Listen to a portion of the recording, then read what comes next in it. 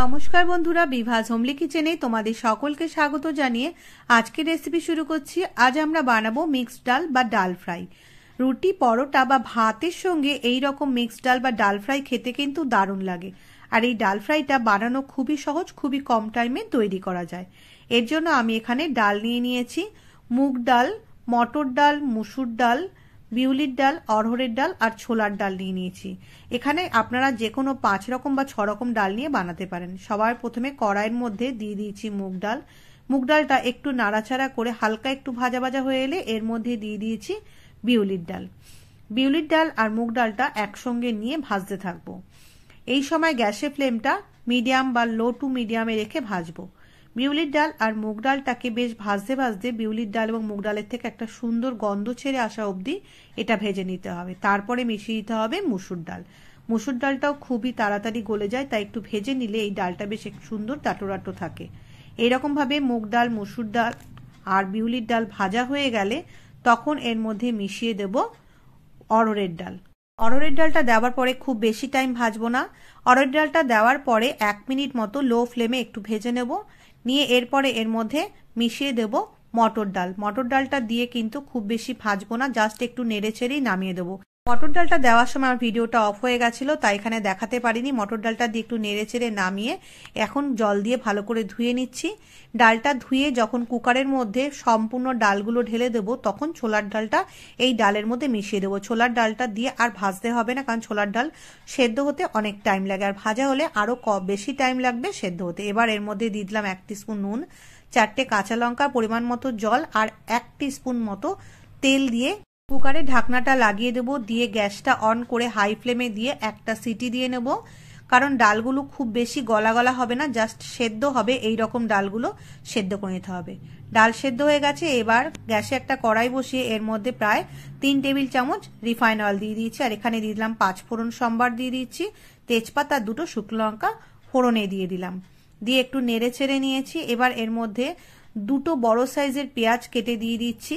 আপনারা এখানে 2টোর বদলে 3টে পেঁয়াজও দিতে পারেন। পেঁয়াজটা একটু নেড়ে ছেড়ে নেব, নিয়ে একটু ভাজা ভাজা করে নেব। এরকম ভাবে পেঁয়াজটা একটু নরম হয়ে আসবে। এখন এর মধ্যে দিয়ে দেব 2টো বড় সাইজের টমেটো কুচি। টমেটো কুচিটা দিয়ে পেঁয়াজ আর টমেটোর সঙ্গে অনেকক্ষণ ধরে একটু ভেজে নিতে হবে, যাতে টমেটোটা একদম নরম হয়ে যায় আর পেঁয়াজটাও একদম মজে যায়। এবার এর মধ্যে দিয়ে দিচ্ছি 1 টিস্পুন আদা বাটা আর 1 টিস্পুন রসুন বাটা, আর এখানে 4টে কাঁচা লঙ্কা কুচিয়ে দিয়ে পেঁয়াজ, টমেটো, আদা বাটা, রসুন বাটা, কাঁচা লঙ্কাটা দিয়ে বেশ কিছুক্ষণ ভেজে নেব। এবার এর মধ্যে দিয়ে দিচ্ছি 2 টিস্পুন নুন। এখানে ছোট টিস্পুনে 2 টিস্পুন নুন দিয়ে পেঁয়াজ আর টমেটোর সঙ্গে বেশ কিছুক্ষণ ভেজে নিতে হবে।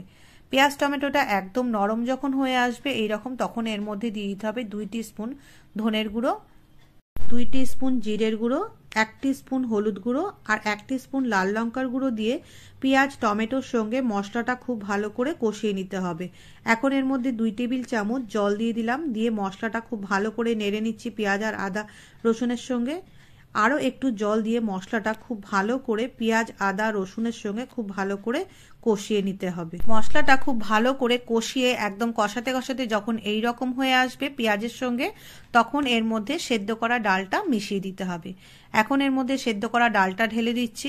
সেদ্ধ করা ডালটা ঢেলে দিয়ে মশলার সঙ্গে একটু ভালো করে নেড়ে নিতে হবে। ডালটা ঠিক এই রকম সেদ্ধ হবে, হাতে চাপ দিলেই যেন একদম গলে যায়, কিন্তু একদম গলা যেন না হয়। ঠিক এই রকম ভাবে ডালটা সেদ্ধ করতে হবে। দিয়ে এবার হালকা হাতে এরকম ভাবে নেড়ে নেড়ে মশলার সঙ্গে ডালটা মিশিয়ে নিতে হবে।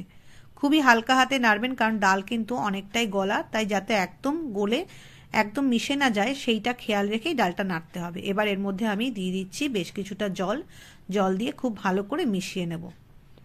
মশলার সঙ্গে ডালটা খুব ভালো করে ওপর নিচ করে মিশিয়ে নিতে হবে। দেখুন, তারপরে এর মধ্যে পরিমাণ মতো জল দিতে হবে। জলটা দেওয়ার পরে ডালের যে ঘনত্বটা ঠিক এই রকম থাকবে। এখন গ্যাসের ফ্লেমটা হাইতে রেখে ডালটা ফুটিয়ে নেব, আর এর মধ্যে দিয়ে দিচ্ছি 1 টিস্পুন নুন আর 1/2 টিস্পুন মতো চিনি দিয়ে দিচ্ছি, আর বেশ কিছুটা ধনেপাতার কুচি ওপর থেকে দিয়ে খুব ভালো করে ফুটিয়ে নেড়ে নেব। ডালটা একদম খুব ভালো করে ফুটে এলে এবার এই ডালটা আমরা নামিয়ে নেব। ঠিক এই রকম ঘনত্ব অনুযায়ী ডালটা তৈরি করতে হবে। এবার ডালটার ঘনত্বটা কেমন দেখছি, ডালটা আমার হয়ে গেছে। এখন আমি ডালটা কিন্তু একটি বাটির মধ্যে সার্ভ করে নিচ্ছি। বন্ধুরা, এই ডালটা কিন্তু ঘন ঘন খেতেই বেশি ভালো লাগে। রুটি, পরোটা বা যে কোনো রাইসের সঙ্গে এই ডালটা খেতে কিন্তু দারুণ লাগে। আমার এই রেসিপিটা কেমন লাগলো তোমরা অবশ্যই কমেন্ট বক্সে কমেন্ট করে জানাবে। যদি ভালো লাগে আমার চ্যানেলটিকে লাইক, শেয়ার ও সাবস্ক্রাইব করে আমার পাশে থেকো, আর পাশে থাকা বেল বটনটিও টিপে দিও পরের ভিডিও নোটিফিকেশন